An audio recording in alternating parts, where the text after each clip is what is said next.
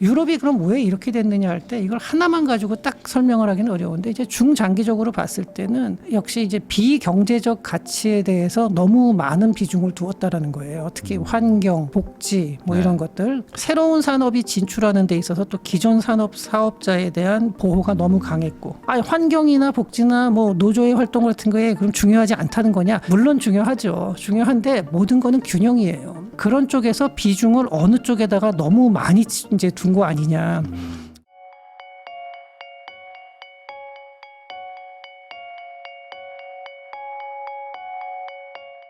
안녕하세요. 부익남TV의 부익남입니다. 오늘은 산업연구원 연구위원이시자 경제학 박사이시죠. 조현승 박사님 모시고 이제 유럽과 중국을 넘어서 이제 한국 경제는 어떤 상황인지, 우리는 또 어떻게 대응을 해야 될지 이야기 한번 나눠보도록 하겠습니다. 박사님 안녕하세요. 네, 안녕하세요. 또 처음 나와주셨는데 네. 사실 이제 요즘 상황이 뭐 네. 주식 시장 막 엄청 좋고 하지만 네. 사실 이게 정말 중요한 건 이제 경제가 좋아져야 되는 거잖아요. 그렇죠. 네. 근데 이제 경제가 좋다라고 말하는 나라들이 뭐 별로 없는 것 같아요 지금. 한 2, 3년 전까지만 해도 이제 미국이 나홀로 호황이다 이런 말을 했는데 네. 지금은 미국도 이제 그렇게 말을 못하는 상황이죠. 그러니까요. 그래서 이게 도대체 어떤 이유인 건지 네. 그리고 이제 각 나라별로는 또 어떤 뭐 문제가 있는 건지 한번 좀 여쭤보려고 제가 네. 오셨습니다. 우선은 요즘 뭐 그나마 그래도 뭐 다들 안 좋아도 제일 안 좋은 데는 이제 유럽인 것 같다는 얘기들 많이 하고 네. 특히 이제 뭐 거기 잘 되는 산업이 없다 뭐 이런 얘기까지 들리거든요. 그렇죠. 네. 예, 지금 전체적으로 유럽은 어떤 상황이에요?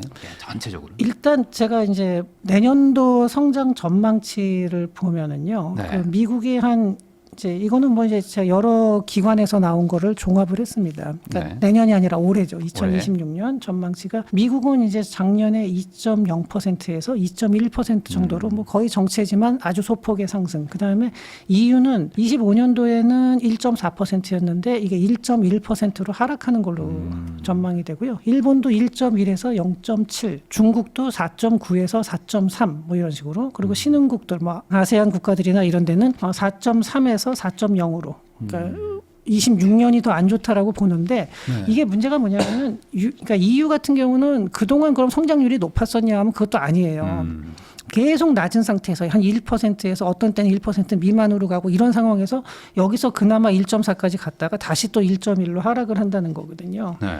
근데 이게 이제 그 경제 성장률 자체도 그런데 지금 보면은 부채가 너무 높아요. 프랑스 같은 경우는 GDP 대비 부채 비율이 110%를 넘어갔죠, 지금. 네. 그리고 해마다 재정 적자가 GDP의 한 5.8%, 작년에 그렇게 나왔고요. 이탈리아도 138%입니다, 부채 비율이. 네. 근데 이탈리아는 그렇게 높고 지금도 높은데 그나마 프랑스보다는 조금씩 재정을 이제 부채 비율을 줄여나가고 있어요. 그러니까 작년도 그 GDP 대비 네. 적자가 4.3%니까 프랑스가 아까 5.8이었죠. 그보다는 네. 조금 낮은 수준인데 이탈리아는 약간씩 줄어들고 있는 상황입니다. 근데 그래도 여전히 너무 높아요. 138%라는 건. 그다음에 이제 스페인이 그 한 100% 되고요. 영국도 100% 조금 넘고 독일만 유일하게 60%대인데 독일은 이제 과거부터 굉장히 그 긴축 이거 헌법에 아주 그냥 박아놨죠. 그래서 네. 재정 적자를 많이 못 늘리게 해놨기 때문에 이제 지금 그나마 이렇게 부채 비율이 좀 낮은 편이고요. 그리스가 이제 유럽에서 가장 부채 비율이 높았었는데 요새 많이 줄었습니다. 작년에 이게 200%를 훨씬 넘었던 게 이제 152%까지 떨어졌고 작년에 재정 흑자를 냈어요. 네. 1.3% 흑자를 냈거든요. 그러니까 그런데 뭐 그리스가 좀 괜찮아진다 하더라도 그리스가 뭐 유럽을 끌고 나갈 정도의 경제 규모는 아니잖아요. 역시 이제 영국은 뭐 EU는 아니지만 거의 네. 뭐 같이 움직이고요. 프랑스, 독일, 이탈리아 이 세 나라가 가장 큰데 이 나라들이 지금 굉장히 상황이 안 좋다는 거죠. 네. 네. 그러면 이렇게 안 좋아지는 게 이렇게 가치들 안 좋아진 거면 그렇죠. 뭔가 그 유럽만의 어떤 뭐 구조적 문제가 있었을 것 같은데요. 있죠. 네. 이제 이게 하나의 원인으로 딱 결정이 되는 건 아닌데 제가 유럽의 상황을 조금 더 이제 설명을 드리면서 같이 말씀을 드리겠는데요. 네. 이 부채 비율이 전 세계적으로 다 같이 높아진 건 맞습니다. 특히 2000년대에 들어와서 미국은 이제 1980년대에는 GDP 대비 부채 비율이 한 30%대였어요. 근데 이게 2000년 들어왔을 때는 한 60%까지 올라왔다가 그 다음에 2000년에서 이제 금융위기 2008년도 금융위기를 겪으면서 이게 100%로 올라왔죠. 네.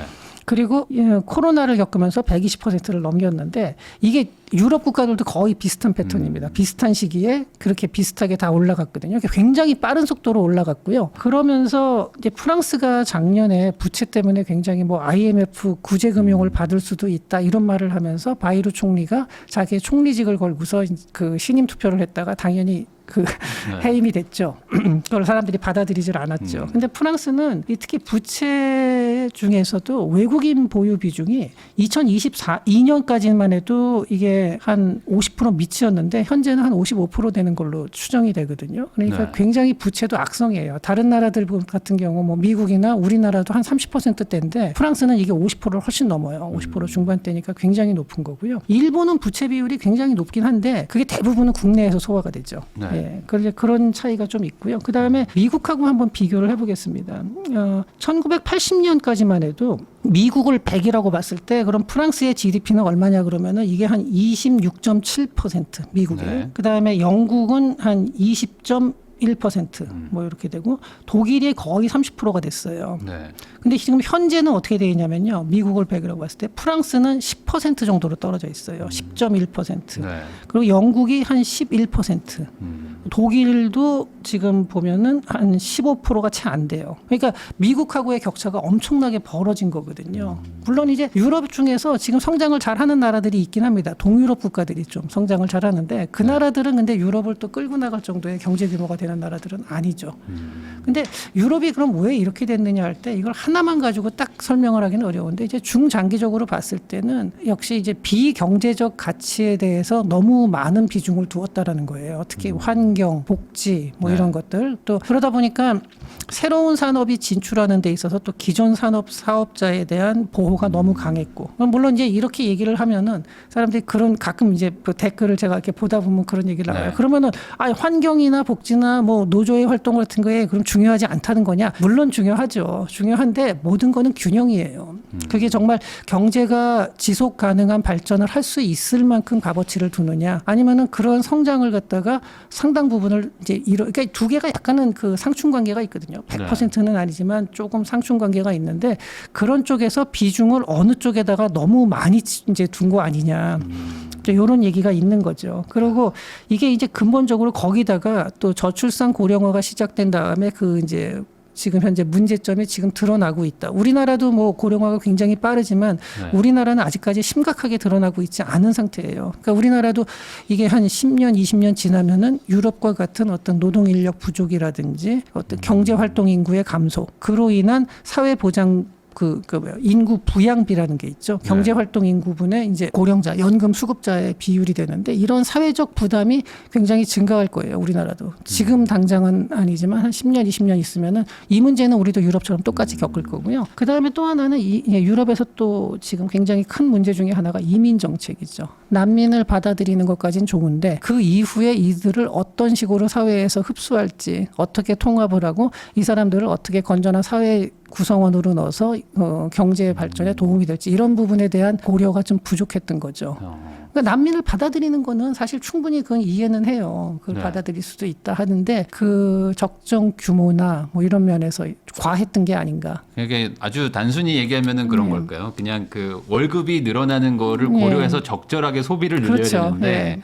우선 카드를 막 긁은 거네요. 그러니까 제가 이제 이런 말을 하면 그럼 무조건 뭐 아끼고 무조건 현재를 네. 희생하고 이러면서 미래를 봐야 되냐? 근데 그건 아니에요. 그건 아니고 그 어느 정도까지 해야 되는 건 맞는데 항상 보면은 균형이거든요. 네. 근데 이제 좀 균형을 잃은 것이 아닌가 하는 그런 좀 그런 부분이 생각이 들고요. 또 하나는 단기적으로 제가 지금 말씀드린 거는 조금 이제 근본적인 거고, 그러니까 아까 말한 식으로 기존 사업자 보호라든지 뭐 지나친 노조 활동 뭐 이러한 것들 그리고 다양한 규제들 이런 것 때문에 빅테크가 성장을 못했거든요, 유럽에서. 근데 지금 미국도 보면은 빅테크들이 사실 미국 경제를 많이 주도했죠. 네. 그런데 유럽에서는 그런 빅테크가 나오질 못한 거죠. 물론 신산업이 아예 없는 건 아니지만 그 규모가 너무 차이가 많이 나고요. 그것들이 국가를 끌고 나가질 못해요. 지금도 유럽에 있는 대표적인 기업을 보면은 굉장히 오래된 기업이고 과거의 사업을 그대로 유지하고 있어요. 프랑스에서 시가총액 1위가 루이비통이거든요. 네. 네, 그리고 독일 같은 경우도 지금 독일을 이끄는 기업들이 보면은 다 굉장히 오래됐어요. 벤츠, BMW, 뭐 SAP, 바스프 같은 기업은 19세기에 거의 만들어진 19세기인가 20세기 총과 만들어진 기업인데요. 뭐 이런 기업들이 새로운 걸 하느냐. 우리나라도 삼성전자 오래되지 않았냐 하지만 삼성전자가 삼성이 처음 만들어질 때 주력 업종은 사실은 뭐 밀가루 만들고 이런 거였잖아요. 네. 제일모직 뭐 이런 거였는데 지금은 전혀 다른 업종을 하고 있고 SK도 마찬가지고 선경 옛날에 옷 만들고 옷 수출하고 이런 네. 무역업체였다가 지금은 하이닉스가 됐고 뭐 그러니까 이런 식으로 좀 변화가 있었는데 이 유럽 쪽은 좀 그런 게 부족했고요. 단기적인 거는 어떤 게 있냐면은 지금 중국 의존도가 너무 높아졌어요. 근데 중국 경제가 내수가 침체되면서 유럽의 수출길이 상당히 지금 감소한 거죠.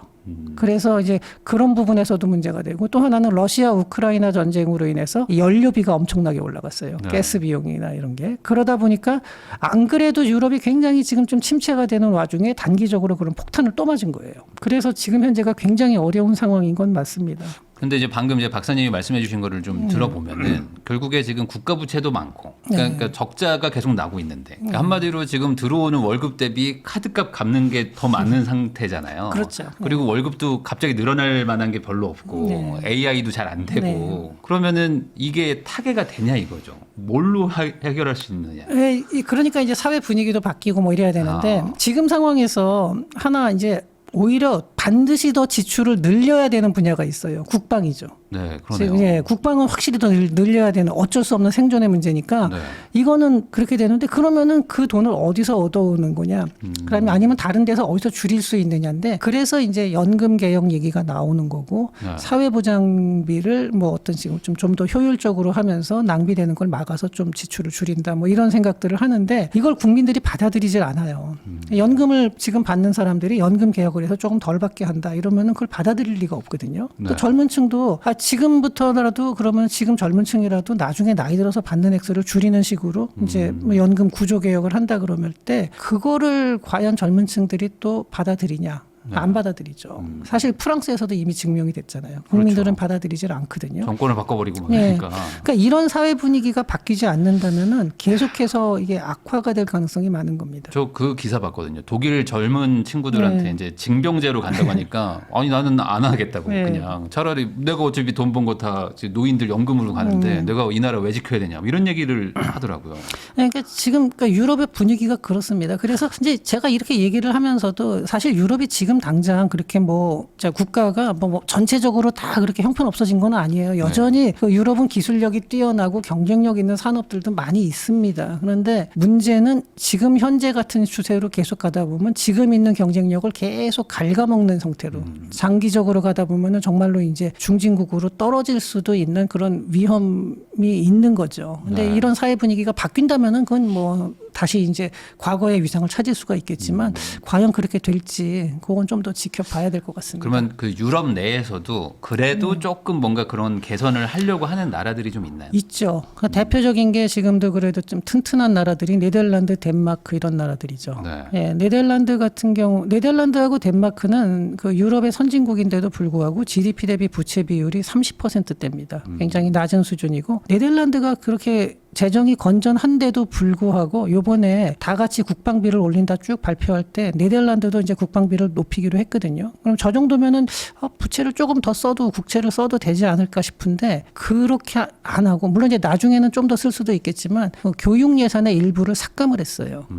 그 삭감한 돈을 상당 부분으로 이제 충원을 한다는 거예요 국방비에. 네. 물론 이제 네덜란드는 상대적으로 군사적 위협이 덜하기 때문에 그 증액하는 금액이 그렇게 크지는 않습니다. 하지만 그렇게 하고 있고 그다음에 이걸 만약에 다른 유럽에 있는 국가라면요 국민들이 받아들이질 않아요. 아니 우리는 건전한 편이고 다른 나라랑 비교해 보면 아니 프랑스 110%가 넘고 GDP 대비 부채 비율이 네. 근데 우리는 30%대인데 그러면은 그 예산 깎지 말고 조금 더 쓰면 되지 않냐? 좀 써라. 당연히 그렇게 나올 거예요. 그렇죠. 근데 네덜란드는 그렇지 않다는 거죠. 그걸 국민들이 수용을 하는 거예요. 네. 그다음에 덴마크는 덴마크가 참 독특한 면이 있는데 거기서는 난민들에 대해서 지원금은 또 많이 줘요. 많이 주는데 그걸 주면서도 받아들이진 않아요. 아, 그 어떤 의미예요? 그러니까 난민들을 갖다가 수용을 안 하고요. 네. 난민에 대한 기금에다가 돈은 많이 지원해요. 받진 그런데 않고. 대신에 자기네 나라에는 못 들어오게 해요. 네. 굉장히 어떻게 보면 폐쇄적이고 약간 이중적인 면도 있어요. 그런 면도 있는데. 돈으로 해결하겠다. 네, 그냥 그런 식으로 원타임 돈으로 해결하면 되지. 장기적으로 저 사람들의 그 노후까지 책임질 수는 없다. 우리 사회에 저 사람들을 들여올 수는 없다라는 건데 네. 지금 서유럽 국가 중에서 요새 보면은 왜 극우 정당이라고 하죠. 사실은 이제 저 극우 정당이라는 표현 자체를 저는 조금 그 어색하게 생각을 하는데 왜냐하면은 네. 프랑스의 대표적으로 그 국민전선 있죠. 그 르펜이 이끄는 그 국민전선 같은 경우 극우라고 아주 알려져 있지만 거기서도 보면 복지비나 경제 정책을 보면요. 복지비 늘린다 그러고 예산 삭감안 반대하고 이래요. 다만 이제 극우라는 표현이 붙은 거는 강력한 그 민족주의를 내세우는 거죠. 그러다 보니까 이제 언론에서도 극우라는 표현을 쓰는데 경제 정책을 보면은 이거는 우는 아닙니다. 경제 정책에서는. 근데 그거는 이제 여러 가지 포퓰리즘 경쟁 때문에 이제 그렇게 되는 거거든요. 그렇게 해서 예산 삭감안을 만약에 국민전선에서 내세운다 그러면은 자기네가 정치적 입지가 너무 약화되기 그렇죠. 때문에 그게 문제예요. 그러니까 정치권에서 계속해서 다들 서로 포퓰리즘 경쟁을 하고 있는 거예요. 그리고 국민들도 거기를 쫓아가고 있는 거고. 근데 이게 어찌 보면 받던 거를 그러니까 네. 주던 거 뺏는 게 제일 열받는 거거든요. 네. 안 주던 거는 이렇게 안 주는 건 네. 상관없는데. 그러다 보니까 이게 말씀하신 것처럼 과연 그 덴마크나 네덜란드처럼 그렇게 자체적으로 해결이 가능할지 이게 참 어렵겠네요. 네, 그게 굉장히 어렵고요. 근데 아까 덴마크 얘기를 하다가 제가 약간 말이 엎드려 샜는데요. 서유럽 국가 중에서 지금 극우 정당이 없는 데가 덴마크가 유일합니다. 왜냐하면 난민이 없으니까 네. 그런 거에 대해서 강한 민족주의가 나와서 표를 얻을 수가 없어요. 스웨덴 같은 경우도 극우 정당이 나오고 독일도 나오는 게 그 난민들에 대한 불만이거든요. 네. 그 특히 난민 1세대는 들어와서 아무리 힘들어도 큰 불만을 안 가져요. 왜냐하면 난민으로 있을 때보다는 훨씬 좋아졌거든요. 네. 2세대는 다르죠. 2세대가 되면은 이 1세대가 결국 살게 되는 게 아무래도 도시 외곽이나 변두리 지역의 제일 싼 지역, 치안도 좀 불안하고 이런 지역에 살게 되거든요. 2세대들도 거기서 태어나요. 그러면은 우리도 똑같은 스웨덴 국민이고 똑같은 독일 국민인데 우리는 차별받는 2등 국민이 된 거예요. 거기에 대한 불만이 굉장히 강해지는 거예요. 그래서 스웨덴에서도 깽단을 보면은 대부분 난민 2세들이 많아요. 그 가장 위험한 유럽에서 가장 위험한 총기 사고가 많이 나는 도시로 스톡홀름을 뽑잖아요, 지금. 그렇게 되는 과정이 이제 스웨덴에서 약간 그런 문제들이 있었거든요. 그러니까 스웨덴은 90년대에서 2000년대 넘어오면서 연금 개혁을 하고 상당히 재정 안정성에 신경을 썼던 나라인데 지금은 이제 그 이민자 문제를 컨트롤하지 못하면서 또 다른 위험을 맞고 있는 거죠. 근데 덴마크는 이제 그런 게 없어요. 그러니까 그렇다고 해서 덴마크가 벤치마킹 모델이 될 수 있느냐? 그건 뭐 그렇게는 보기는 어려운데 어쨌든 나라마다 독특한 해결책을 찾아가면서 덴마크하고 네덜란드가 그래도 현재 뭐 노르웨이는 좀 특수하고요. 노르웨이도 지금 굉장히 거기는 좀 안정돼 있는데 거기는 워낙 특수한 나라고 이런 상황이고 나머지 이제 유럽을 끌고 나갈 만한 영국, 프랑스, 독일, 이탈리아 이런 나라에서는 현재까지는 이제 그런 식의 국민들이 조금 불편하더라도 참으면서 어떤 재정 지속 가능성 이걸 좀 더 중시하는 이런 면들이 잘 안 보이고 있는 거죠.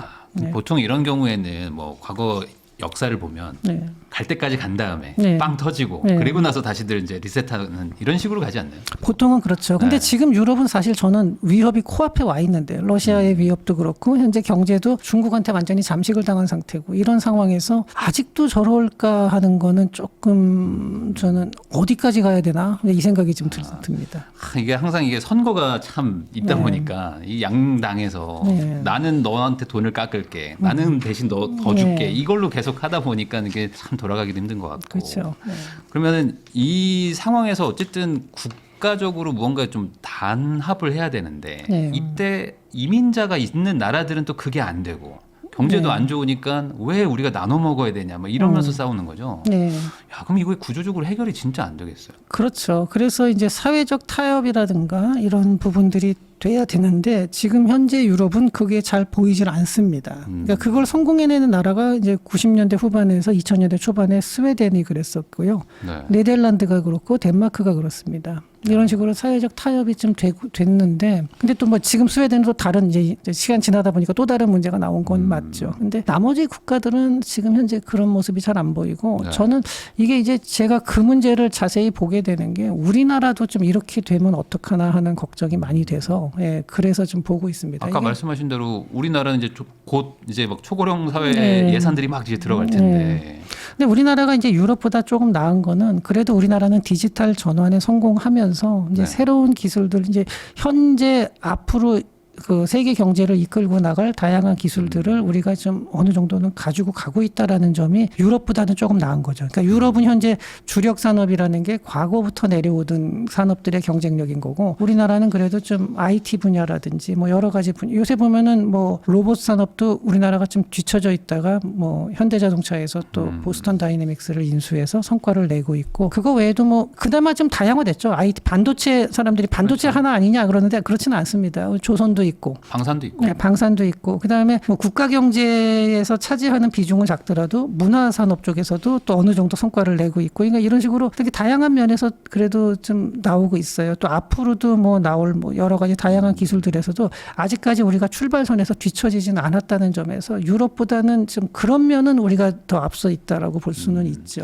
사실 글로벌하게 보면은 우리나라도 꽤 그래도 경쟁력이 상위권이죠. 막 맨날 미국하고만 비교하니까. 그렇죠. 예. 네, 우리나라보다 더 잘하는 나라도 별로 없는데. 네, 사실 네. 보면은 전 세계에서 어떤 경쟁력이 최고 수준이 되는 어정한 산업이나 분야를 하나라도 가지고 있는 나라가 몇 나라 없습니다. 근데 우리나라도 이제는 눈높이가 높아지다 보니까 그리고 경제 규모가 커지다 보니까 그걸로는 충분치 않고 그 이상을 더 찾아나가야 되는 입장이죠. 그래도 유럽보다는 훨씬 좀 나은 상황이다. 그러니까 그런 면에서는 그런데 그럼에도 불구하고. 네, 어떤 면에서 보면은 특별히 나을 것도 없고 참 그 제가 이제 유럽에 대해서 얘기를 하면서 어두운 면을 많이 얘기를 하게 되는데 네. 이런 얘기를 하는 분들이 있어요. 우리가 뭐 남 걱정할 때냐. 제가 뭐 남 걱정을 왜 합니까? 우리 걱정을 하는데 이렇게 유럽이 이렇게 안 좋아지는 모습을 보면서 우리가 이거를 반면 교사로 삼아야 되고 어떤 면 때문에 저렇게 됐는지 또 잘 되는 나라는 어떤 면 때문에 잘 됐는지 이걸 양쪽을 다 봐야 되거든요. 잘 안 되는 나라에 대해서 얘기를 안 한다는 거 그거는 그냥 뭐 우리가 남 걱정할 거 아니니까 관심 꺼 이렇게 얘기하는 거는 정말로 그건 잘못된 생각입니다. 그러니까 뭔가 좀 국가 부채 같은 것들이 좀 네. 증폭되고 아까 네. 말씀하셨던 이제 예산들 카드값을 많이 쓰기 시작하면서 이제 헤어나오기 좀 어려운 구조로 가버리는. 네, 쉽게 설명하면 이거예요. 지금 당장의 소비를 뭐 전혀 안 할 수는 없거든요. 해야 되지만 그렇다 하더라도 이 소비의 지속성 내가 앞으로 10년, 20년 동안 계속해서 꾸준히 이런 상태를 유지할 수 있거나 더 좋은 상태로 갈 수 있는 요거에 대한 밸런스예요. 항상. 네. 근데 어느 한쪽으로 너무 치우치면 안 되는 거죠. 우리도 이제 그런 위험이 있기 때문에 네. 지금부터 조금 잘 방향을 좀 잡았으면 좋겠다. 그렇죠. 이런 네. 얘기를 해주신 것 같습니다. 조현승 박사님하고 이야기 나누고 있는데요. 그러면 결국에 유럽이 예전에 중국이 좀 좋았을 때는 네. 분위기 좋았잖아요. 그때는 잘 그래도 벌고. 그때는 훨씬 낫죠. 네, 그때 네. 그 외제차들 막 엄청 잘 팔고 포르쉐가 막 난리가 나고 네. 막 주가 폭주하고 막 그랬었는데 네. 어찌 보면 이제 너무 종속됐기 때문에 네. 반대로 얘기하면 중국 경제가 유럽과도 아주 긴밀해지는 거인 거잖아요. 그러니까 중국이 살아나면. 그렇긴 한데 네. 지금 상태로 봤을 때는 중국하고의 무역 적자를 크게 줄이기는 어려워 보여요. 이미 너무 많이 잠식을 당했고 네. 벤츠 같은 경우도 중국 제품들을 많이 쓰게 되고 특히 전기차로 전환하는 과정에서 이 유럽 그 기업들은 전혀 경쟁력이 없는 상태예요 지금. 그러니까 이런 부분들이 참 그 유럽의 그 고민인 거죠. 새로운 산업을 키워내기가 어렵다는 건데 이게 중국이 참 특수해요. 중국은 한 지난 20년 전부터 90년대부터라고 볼 수도 있고 2000년대 들어와서라고 볼 수 있는데 저렇게 말도 안 되고 도저히 쫓아갈 수 없는 것도 정부에 돈을 막 때려 넣어가지고 생태계를 아예 만들어요. 부품 업체부터 해서 막 해가지고 다른 나라에서 뭐 사람 데려오고 이런 식으로 하면서 이걸 만들어서 어마어마한 적자를 계속 내면서도 계속 트라이를 하고 계속 망하고 또 트라이하고 이러면서 지금의 이제 이런 뭐 반도체도 그렇고 네. 배터리도 그렇고 이렇게 만들어내거든요. 중국의 반도체 업체들 보니까 한 지난 몇 년 동안 자기네 영업 적자가 어마어마한데 네. 근데 그 적자액 이상의 투자를 몇 년 동안 지속을 하고 있어요. 그 돈이 어디서 나오냐? 그러니까 우리나라 같나 아니면 유럽, 뭐 미국 이런 나라에선 불가능한 건데 중국은 정부에서 계속 그냥 전략 산업에다 투입을 하는 거예요. 네. 저런 식으로 키워놨는데 유럽은 지금 그럴 수 있는 상황이 아니잖아요. 그러니까 지금 현재 기반이 없는 산업들은 크기가 어려운 거죠. 어찌 보면 유럽의 딱 반대 버전이네요. 유럽은 약간 네. 조금 뭐 소비를 막 늘렸는데 여기는 이제 네. 야, 돈 쓰지 마, 네. 밥 먹지 마. 네. 이거 다 우리는 이제 월급 버는데 그래서 투자한다. 네, 이게 그래서 중국 경제 시스템도 참 문제가 많은 거라서 그러니까 유럽하고는 극단적으로 반대가 되는 거죠. 근데 요거는 이제 중국에 대해서 얘기할 때 제가 좀 더 자세히 말씀을 드리겠지만 중국은 상당히 개인인의 희생, 뭐 시장 자유의 제한 이런 거를 통해서 국가 전체 산업을 키우는 방식으로 지금 나가고 있는 거거든요. 네, 이런 식으로 하는데 저는 저것도 문제가 많다고 봐요. 그러니까 성과를 많이 내면서도 그런 어떤 사회의 불안 요소도 같이 커가고 있다라는 거. 그러니까 긍정적인 면과 부정적인 면이 같이 커가고 있는 거죠. 그 이제 중국 얘기가 나와서 여쭤보는 건데 중국도 말씀하신 대로 뭐 그게 무조건 다 장점만 있는 건 아니고 네. 지금 내부적으로도 많이 힘들고 뭐 그게 지금 돌고 돌아서 지금 내수 부진 뭐 이런 걸로 나타난 게 아닌가요? 그렇죠. 스탠퍼드 대학에 지금 그 후보 연구소가 있는데 거기에 댄 왕이라는 그 분이 있어요. 이분이 네. 거기 연구원인데 이분은 이제 중국 경제의 성장 패턴에 대해서 그러니까 상당히 이걸 이제 그 긍정적으로 표현하신 분이에요. 근데 어떻게 했냐면 중국은 인프라 투자도 많이 하고 그다음에 뭐 그러니까 인프라라는 게 단순히 뭐 항만이라든지 도로 이런 것뿐만이 아니라 네트워크 인프라도 굉장히 많이 정부에서 구축을 해줬다. 그다음에 인적 자원도 어마어마하게 지금 투자를 했다. 그리고 거기에 대해서 그리고 적자가 나더라도 전략 산업을 딱 모아서 아주 일관되게 계속해서 투자를 해 나갔다라는 거예요. 근데 그러다 보니까 중국에서는 항상 이 흔들림 없이 자기네가 추구하는 산업을 계속 이끌어냈다는 거죠. 네. 그래서 많은 성과를 냈다 그러면서 근데 이분이 좀 중국에 대해서 너무 좋게만 쓴 게 뭐 이미 뭐 전기차에서도 테슬라보다 중국차가 성능이 더 좋다 이런 표현까지 나오는데 그거는 좀 아닌 것 같아요. 그건 아닌 것 같은데. 거기까지는 아직은 아닌 것 같은데 네. 다만 그런 식으로까지 표현을 했어요 이분은. 근데 그런데 미국이나 유럽 쪽은 그럴 만한 역량이 안 된다. 그러면서 미국한테 미국 정부가 지금 중국을 압박할 게 아니라 중국이 했던 길을 따라가야 된다. 그러니까 그러면서 중국은 기술 중심의 국가가 됐고 미국은 법 중심의 국가. 그래서 공학자와 변호사의 싸움이다. 자꾸 법 가지고 막 하려고 들지 말고 중국처럼 기술에 대한 투자를 하라. 이런 식으로 이제 글을 포린 어페어라는 그 외교 전문지에다가 기고한 적이 있는데 요거는 조금 저는 과한 얘기 같기는 합니다. 근데 어쨌든 이분은 이렇게 얘기를 했는데 중국 지도부의 생각이 지금 어떠냐면은 요새 보면 왜 중국이 수출은 잘 되는데 내수가 안 좋다고 그러잖아요. 근데 여기에 대해서 제가 중국 전문가들하고도 얘기를 해봤어요. 저희 연구원에도 뭐 중국 전문가들이 있으니까요. 그리고 제가 개인적으로 아는 또 중국 사람도 있고. 일단은 중국의 수출이 좋은 거는 지금 상당 부분이 덤핑입니다. 그러니까 덤핑 그러면은 이제 뭐 제소도 많이 당하지만 그런 명백하게 나오는 덤핑뿐만이 아니라 정말로 그 단가를 너무나 후려쳤어요. 그래서 중국에 그 이거는 뭐 자료도 있지만 수출 그러니까 교역 조건 같은 거죠. 그러니까 수출 단가가 하락하는 추세가 굉장히 커요. 그러니까 그게 근데 그럼에도 불구하고 기업들이 그 수출 기업들이 살아남는 거는 어떤 이유냐? 하나는 뭐 정부에서 알게 모르게 이제 보조금을 주는 것도 있지만 이제는 뭐 보조금은 많이 줄었다고는 하는데 그거 외에도 인건비가 거의 오르지를 않았어요. 그런 기업들은 그 수출 기업들은. 네. 그리고 디플레가 오고 뭐 이러면서 그다음에 환율을 중국의 환율 제도는 우리나라하고 다르죠. 완전한 그 변동 환율제가 아니라 정부에서 통제를 철저히 해요. 그러니까 이중 환율제를 쓰고 있는데 그러다 보니까 또 환차액 뭐 이런 거를 통해서 중국 그 기업들을 필요한 데를 이제 계속해서 살려낸다는 거예요. 근데 뭐 그런 식으로 얘기들을 하고 있는데 근데 중국 데이터가 100% 다 공개되는 게 아니어서 약간의 추측성이긴 합니다. 근데 어쨌든 중국의 수출 단가가 떨어지고 있다라는 것만큼은 이제 분명하죠. 그거는 통계로 잡히니까요. 결국에 수출 단가가 떨어지면은 임금도 못 올려줄 것이고, 네. 그러니까 내수도 안 좋아지는. 그렇죠. 그 악순환인 거잖아요. 거기다가 내수가 안 좋아진 거는 또 중국 정부의 정책하고도 많이 관련이 있는데 부동산 규제도 굉장히 커요. 이게 아주 내수에 굉장히 안 좋게 작용을 하는데 물론 그 거품이 있는 걸 걷어내는 거는 맞는데 이제 다른 나라에서는 저렇게까지 그냥 순식간에 해버리질 못하는데 중국은 부동산 기업들을 그냥 다 때려잡았죠 순식간에. 네. 그러면서 관련된 이제 그 고용이 많이 사라지고. 그 건설이라는 게 굉장히 그 고용 많이 하잖아요. 그렇죠. 네. 건설에 그리고 단순히 그냥 밑에서 일하는 인부들뿐만이 아니라 그 안에 뭐 변호사도 있고 회계사도 있고 상당히 많은 고용이 있는데 그런 부분들이 상당히 많이 줄었고 또 하나는 사교육 철폐도 굉장히 컸어요. 네. 물론 사교육이 너무 과한 거는 사회적으로 부담이 되고 안 좋지만 사교육이 그렇다고 해서 지금처럼 저렇게 전면 금지하는 거는 저거는 사실은 말이 안 되거든요. 어느 정도의 사교육은 필요한 건데 그걸 완전히 그냥 규제를 하면 우리나라도 한번 사교육 시장을 완전히 닫아버린다고 생각해 보면요. 청년 실업률 엄청나게 올라갈 겁니다. 예, 근데 그렇다고 해서 뭐 과열된 사교육이 좋다라는 건 아니지만 중국처럼 저렇게 너무나 극단적으로 하는 방식은 좀 바람직하진 않죠. 예. 그 영상들 댓글 보면은 방금 말씀하셨던 것들을 해야 된다 하는 분들도 많거든요. 부동산 다 지금 뭐 네. 건설업 다 때려잡아야 네. 되고 사교육 없애야 된다. 왜냐면 그거 때문에 사회적 문제가 생긴다고 생각하는 분들 많거든요.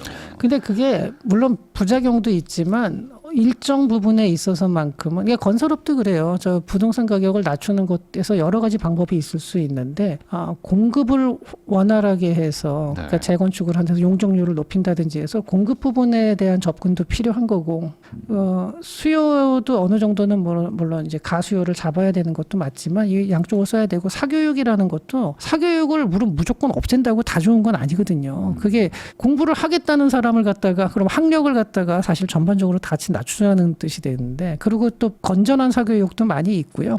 어느 정도까지는 돼야 돼요. 근데 물론 이제 이것도 오해의 소지가 있는데 제가 그렇다고 무조건 그게 좋다는 게 아니라 항상 보면 그 균형점이라는 게 있다는 거죠. 적절하게. 예. 근데 중국처럼 적절하게. 저렇게 너무 극단적으로 가는 거는 좀 위험한 행동이다라는 거고요. 근데 어쨌든 중국에서는 이제 이렇게 하는데 내수가 안 좋은 상황에서도 왜 내수 진작을 안 하냐. 그러니까 정부에서 정책 발표하는 거 보면 항상 내수 진작을 하겠다라고 발표는 하는데 실제 내용이 없어요.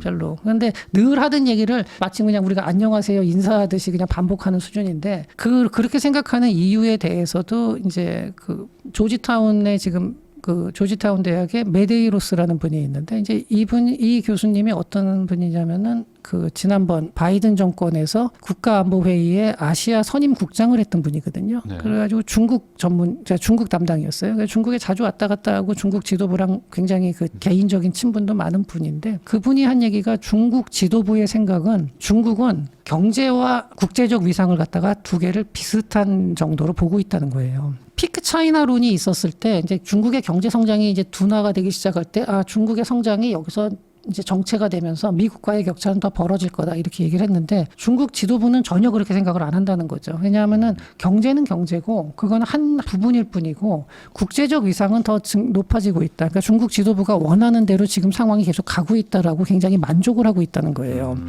그리고 경제에 대해서도 어떻게 생각하냐면 과거에 중국의 고속 성장을 이끌었던 가공무역, 인프라, 부동산 투자 이런 것들을 이제 지양하고 그러면서 첨단 기술에 기반한 제조업 강국으로 전환해야 된다. 그래서 그 과정에서 개인들의 희생이라든지 일정 부분의 개인의 권리를 제한하고 시장의 논리도 일정 부분은 정부가 충분히 제한할 수 있다. 그러니까 정부의 큰 틀, 국가 전략 하에서 개개인들은 약간씩 희생할 수 있다라는 게 중국 지도부의 생각이라는 거죠. 네. 그래서 실제로 딱 그 방식대로 가고 있으면서 그래서 첨단 기술 쪽에서 성과를 많이 냈죠. 뭐 딥시크가 대표적이고요. 그 다음에 양자 컴퓨팅 기술도 상당히 앞서 있고 우주 항공, 뭐 반도체도 뭐 요새는 조금 막혀 있지만 자관 굉장히 쫓아왔고 뭐 배터리 뭐 그다음에 친환경 관련된 기술 네. 태양광 패널이라든지 뭐 이런 쪽에 굉장히 중국이 이제 앞서 있는데 그러니까 많은 성과를 냈는데 이 많은 성과를 낸 거를 가지고 과거의 모습에서 현재 이 첨단 기술 쪽으로 가는 그 전환하는 성장통 정도로 보는 거예요. 현재 경제 그 침체를. 네. 그러니까 이건 별거 아니다. 개인들이 좀 희생하고 내수가 어려워져서 사람들이 뭐 개개인들이 고생하는 건 이런 거는 국가 전체를 위해서 어느 정도 참아야 된다라는 게 그 중국 지도부의 생각이에요. 그러다 보니까 더더욱 강조하는 게 중국은 니네가 이렇게 잘 살게 되지 않았냐 이런 거를 강조하기보다는 이제는 이념을 내세우는 거예요. 우리가 세계 최강 대국이 된다. 곧 미국을 앞서간다. 이런 식으로 참아라. 예, 이런 식으로 이제 국민들한테 그러니까 예전에 우리나라도 한 7, 80년대 같은 경우 내 삶과 전혀 관계없이 올림픽에서 금메달을 따면 전 국민이 열광하고 이런 거 있잖아요. 뭐 국가대항전 하면 다 같이 응원하는 뭐 지금도 물론 응원은 하지만 그때하고는 좀 기분이 다르죠. 그때는 정말로 그게 내 일인 것처럼 생각하는 사람들이 많았는데 중국 그래서 이제 일반 인민들한테는 그런 식의 이념을 주면서 경제적인 보상보다는 과거에는 덩샤오핑이 천안문 사태로 그렇게 많은 사람을 숙청을 하고서도 굳건하게 유지할 수 있었 여론의 지지를 받을 수 있었던 거는 경제가 성장했기 때문이거든요. 빠른 성장을 하면서 사람들의 삶이 나아지니까 그때 그건 어쩔 수 없었다 이런 식으로 넘어갔는데 지금은 그런 빠른 성장은 못해요. 그런 식의 당근은 못 주는데 대신에 국제적인 위상이 이렇게 올라갔고 중국이 정말로 세계 강국이 된다. 우리가 20세기 초 19세기부터 20세기 초반까지 서구하고 일본한테 얼마나 많이 당했냐. 이제 그걸 갖다가 우리가 완전히 극복할 수 있다. 약간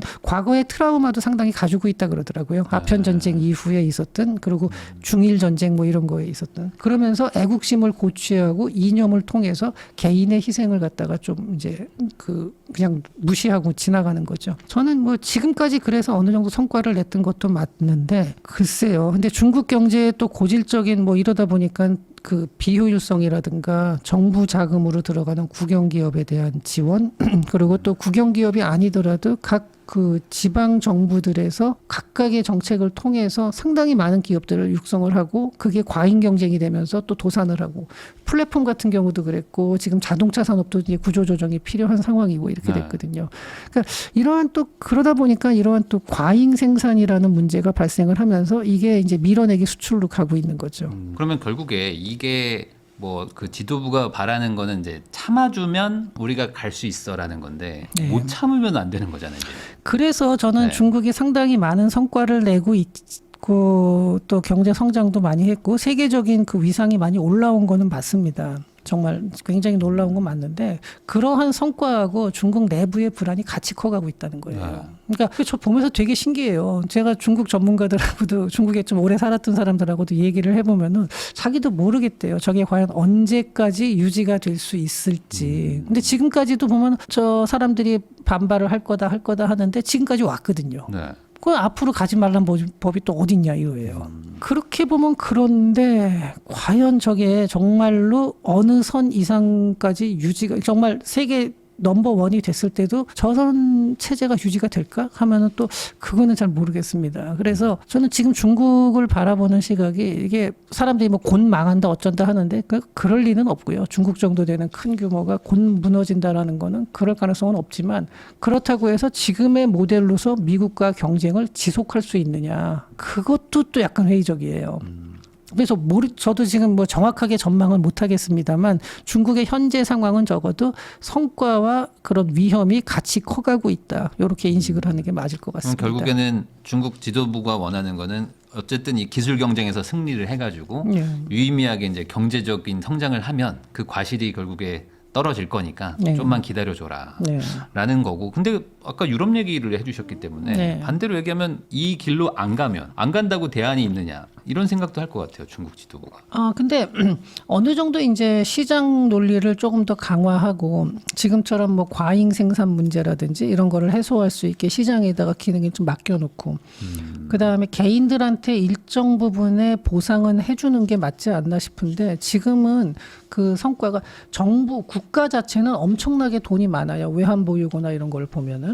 근데 과연 국민들의 삶이 개선되고 있는지에 대해서는 상당히 또 회의적이거든요. 근데 저 방식이 저런 식으로 통제를 하면은 국가 전체 차원에서의 성과는 계속 낼 수가 있겠지만 저거는 올바른 길은 아니거든요. 아무리 그렇다 하더라도. 만약에 우리나라에서도 지금 그럼 전략적으로 필요한 산업을 국가에서 설정을 해가지고 거기다가 투자하면서 임금도 못 올리게 하고 뭐 사람들이 일하는 시간도 뭐 주 52시간이 아니라 막 중국처럼 뭐 일요일에도 이제 거기서 보면은 이제 중국도 여러 가지 법이 있어서 옛날보다 달라졌다고는 하는데 몇몇 분야에서 보면은 그런 거 전혀 지켜지지 않습니다. 그다음 환경 문제 같은 경우도 희토류 문제도 그렇지만 그 희토류를 채굴하는 광산 근처에 사는 사람들의 어떤 그 생활 터전이 무너지는 거를 보면은 광산 개발, 희토류뿐만이 아니라 어떤 광산이든지 개발하면 그 주변 환경이 망치거든요. 근데 중국은 그런 거에 대해서 다른 나라는 굉장히 많은 비용을 들여서 여러 가지 처리를 하고 있거든요. 그 정화를 하고 이런 걸 하는데 중국은 그런 거 없이 그냥 막 밀어붙이는데 저거를 그러면은 그 따라갈 길이라고 우리가 택할 수 있느냐? 그건 아니거든요. 결국 여기도 내부적인 그 소위 말하는 내부가 곪고 있는데 그렇죠. 이게 안 터지게 관리를 해서 계속 끌고 가려고 하는 지도부와 이게 터질 수도 있다는 걱정 이게 동시에 있다는 거죠. 그렇죠. 그러니까 덩치는 커지는데 속에서는 상당히 큰 그 여러 가지 곪는 부분들이 있는 종기가 자라고 있는 거거든요. 근데 글쎄요. 그러면서도 계속해서 커져갈 수 있을지 그거는 뭐 이게 그 청년 실업률도 엄청나게 높고 제가 최근에 또 기사 보니까 출산율 0.7대로 가서 우리나라보다 더 낮아졌다 이런 얘기도 있더라고요. 중국이 지금 현재 이제 불안한 요소라는 게 아까 저는 경제적인 것만 가지고 얘기를 했는데 중국의 또 하나의 고민은 이 저출산이 굉장히 심각하다는 거예요. 네. 그 미국하고의 격차가 그러니까 시간 싸움에서 미국한테 밀릴 수 있다라는 그 근거 중에 하나입니다. 미국은 저출산이 있다 하더라도 굉장히 완만해요. 그리고 이민자가 많고요. 근데 중국은 그 이민자를 받아들일 수 있는 사회가 아니고 현재 중국의 인구 통계도 믿을 수 없다 그러잖아요. 왜냐하면 지방 정부에서 다 이게 인구를 취합을 해서 올리는데 지방 정부에서는 자기네 인구가 많아야지 교부금을 많이 받아요. 그러니까 조금씩 다 부풀려서 한다는 예, 그런 의혹이 있거든요. 그 GDP 계산도 마찬가지예요. 그러니까 지방 정부에서 다 올라오는 거를 취합하는 건데 그렇기 때문에 중국의 GDP도 잘 못 믿겠다는 거고요. 과거에 지금 돌아가셨지만 그 리커창 전 총리 같은 분도 중국 GDP 자기 안 믿는다 그러잖아요. 그러니까 자기가 믿는 거 뭐 세 가지를 대더라고요. 뭐 에너지 소비량하고 뭐 철강생 소비량 뭐 몇 가지를 그때 얘기를 했었어요. 그래서 그걸 보고 자기가 그냥 개인적으로 추측을 한다 이렇게 말씀을 하셨는데 지금 중국의 뭐 실업률이라든지 청년 실업률 같은 경우가 아주 대표적인 건데 이거 지금 이거 믿는 사람은 거의 없잖아요. 중국 청년 실업률이 2023년에 21.3%로 사상 최고치를 기록을 했는데 이것조차도 사실 굉장히 줄여서 발표한 거예요. 탕핑족들 다 빼고 발표한 거라서 실제로는 그 당시에 한 뭐 거의 50% 된다. 뭐 이거는 서구권에서 나온 게 아니라 중국 내에서 이런 그 중국의 베이징 대학 교수가 이렇게 발표를 했었고요. 그 이후에 갑자기 통계 발표를 멈추고 나서 2025년에 갑자기 나왔더니 뭐 청년 실업률이 뚝 떨어졌어요. 16.5%로. 이게 떨어질 이유가 없거든요. 그 사이에 무슨 청년 실업률이 오히려 감소하면 감소했지 늘어날 이유가 없었는데 이게 떨어졌고 그러고 나서 근데 그것조차도 16.5에서 2025년 8월 달에는 18.9%까지 또 올라갔어요. 그러니까 이거 보면은 지금 중국은 이런 통계를 보면서 이거를 도저히 믿을 수가 없다. 통계 조작이 굉장히 심한 거라서 그러니까 중국에 대한 이해가 굉장히 어려운 게 이렇게 내부의 사정들이 상당히 막혀 있다는 거예요. 그러니까 추측을 할 수밖에 없고 개인적인 주관이 들어갈 수밖에 없는 건데 저는 이게 종합적으로 봤을 때 지금 유튜브 다른데 쭉 보다 보면 아주 극단적이에요. 그러니까 중국 곧 망한다. 아니다. 중국이 세계 최고가 된다. 양쪽으로 막 그냥 극단적으로 갈려 있는데 중국 건전 앞으로 뭐 중국이 더 성장하고 막 이런 식으로 나오는 양쪽이 갈려 있는데 저는 그거는 둘 다 조금 이제 어느 한쪽 면만 보는 것 같아요. 여러 가지를 쭉 봤을 때 중국은 지금 굉장한 성과를 내고 있으면서도 불안 요소는 같이 굉장히 커지고 있는 그런 상황으로 인식을 하고 있습니다. 결국에 그 체제가 내부에서 뭐 붕괴할 수 있냐의 이 확률을 가지고 그걸 판단하는 것 같거든요. 제가 봤을 때는. 근데 지금 정치 문제도 그렇고 경제도 그렇지만 중국에 대한 자료는 너무나 접근이 제한적이에요. 그래서 이게 참 분석하기가 어렵습니다. 네. 그러면은 지금 어쨌든 그 내부적으로는 그래서 뭐 SNS 같은 것들이나 뭐 이런 것들 많이 통제도 하고 하는데 그게 그렇게 무한정 통제를 할 수 있는가? 이게 결국에 어쨌든 이게 정보라는 건 다 돌게 마련인데 그 청년층들 사이에서는 이 체제에 대해서 아주 불만이 많을 것 같은데 이게 뭐 느껴지는 부분들은 없을까요? 그런 부분들이 그 유튜브에서 보면 많이 올라와요. 뭐 불만이 이렇게 쌓였다 어쩐다 하는데 또 반대로 보면 또 안 그런 것도 많거든요. 막 시진핑 찬양하는 사람이 너무 청년들도 많으니까. 네, 워낙 많아서 어느 한쪽 것만 보고 판단하기는 참 어렵습니다. 그건 어려운데 다만 이런 건 있어요. 지금 그 후진타오 시절만 해도 중국 정책에 대해서 내부에서도 비판이 어느 정도까지 허용이 됐었어요. 근데 시진핑 들어와서 특히 집권 2기 이후에는 아주 철저하게 통제를 합니다. 잡혀가는 사람도 굉장히 많고 제가 중국에 있는 분한테도 이건 직접 들은 건데 알게 모르게 잡혀가고 그다음에 생사가 불분명해지는 경우가 너무나 많이 늘었대요. 최근에. 예. 그런데 그 얘기는 뭐냐면은 원래 어떤 독재자의 권력이 강화되면 강화될수록 그 사람의 불안감이 같이 높아지거든요. 그렇죠. 네, 그런 거를 생각해 보면은 지금 시진핑 정권 권력이 그렇게 막 흔들린다라고까지 말을 할 수는 없지만 자기 자신도 굉장한 불안감을 느끼고 있다라는 것만큼은 분명해 보입니다. 독재라는 게 뭐 하는 사람이 좋을 수도 있겠지만 그만큼 부담감도 엄청나게 느껴지는 건데 내가 알아서 모든 걸 다 해야 되는데 그런 게 있기 때문에 그러면 결국에는 오리무중의 상태. 조금 지켜봐야 된다. 네, 좀 그렇긴 하죠. 근데 저는 이제 중국이 약간은 좀 굉장히 큰 고민 중에 하나가 과연 이 상태로 미국과의 그 경쟁, 체제 경쟁을 하는데 이 기간이 얼마나 갈 수 있을지 저는 그러니까 그래도 제가 뭐 모르겠다라고 끝내면 안 되니까 개인적인 판단을 조금 하자면은 그래도 시간은 미국 편이라고 저는 보고 있습니다. 결국에는 지나고 나면은 중국이 좀 밀리기 요소가 너무 많다. 그러니까 뭐 그렇다고 중국이 뭐 금방 무너지고 이러진 않겠지만 지금처럼 이렇게 위세를 떨기에는 조금 힘들어지지 않을까. 조현승 연구위원님하고 이야기 나누고 있는데요. 그러면은 결국에 그 유럽도 안 좋고 뭐 중국도 어쨌든 뭐 성장은 하고 있지만 뭐 내부 데이터들이 좀 불확실하기 때문에 여기도 뭐 성장하는 걸로 볼 수밖에 없다. 추정한다 정도인데 내부도 또 안 좋고. 그러면 이제 한국, 우리나라는 뭐 좋으냐. 결국엔 이제 이쪽으로 궁금증이 갈 것 같은데 어떻게 보십니까? 지금 우리나라 한국 경제는 어떤 상황인지. 요새 증시는 굉장히 좋은데 증시 자체가 좋다는 게 뭐 경제가 아주 좋아져서 증시가 좋아진 것보다는 그냥 증시만 좀 좋은 걸로 보여요. 사실 약간의 불안감이 있는데 환율이 그러니까 증시가 이렇게 좋은데도 환율이 굉장히 높아지고 있잖아요. 그러니까 평가 절하가 되고 있죠, 원화가. 근데 이런 상황이라면은 이거는 뭘 의미하냐면은 우리나라의 통화량이 워낙 많이 풀렸다라는 걸로 해석을 할 수가 있어요. 그리고 증시 중에서도 지금 현재 보면은 대형주 위주의 그 증시 그 상승이에요. 그래서 실제로 코스피하고 코스닥을 보면은 코스피가 오른 거에 비해서 코스닥은 그렇게 많이 안 올랐어요.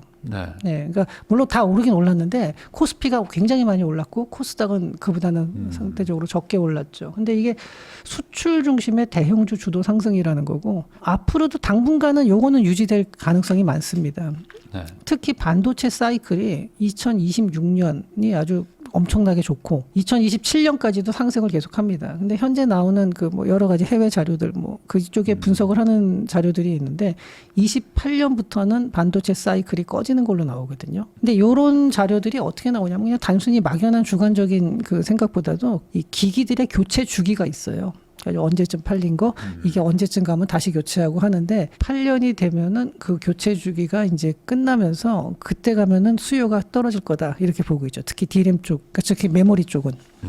그렇게 될 경우에 증시가 이게 전반적으로 그러니까 우리나라의 현재 증시를 이끌고 있는 삼성전자와 SK 하이닉스의 주가가 그런 것들이 선 반영되기 시작한다 그러면은 약간은 이제 그때부터는 조정을 받을 가능성도 있죠. 근데 이것도 모르겠습니다. 그러다가 갑자기 무슨 뭐 휴머노이드나 이런 쪽에서 또 다른 수요가 팡 터져줘서 그게 살아날 수도 있는 거니까 요거는 그런 한 2년 후의 전망은 현재를 기준으로 봤을 때 사이클은 그렇다는 겁니다. 그리고 환율도 저렇게 높은 것도 역시 돈이 너무 많이 풀린 유동성 증가율이 실제로 우리나라가 제일 높았거든요. 작년에 굉장히 높았어요. 그러다 보니까 주요국 대비 그 유동성이 많이 풀리면서 그러니까 원화의 공급이 너무 많았던 거죠.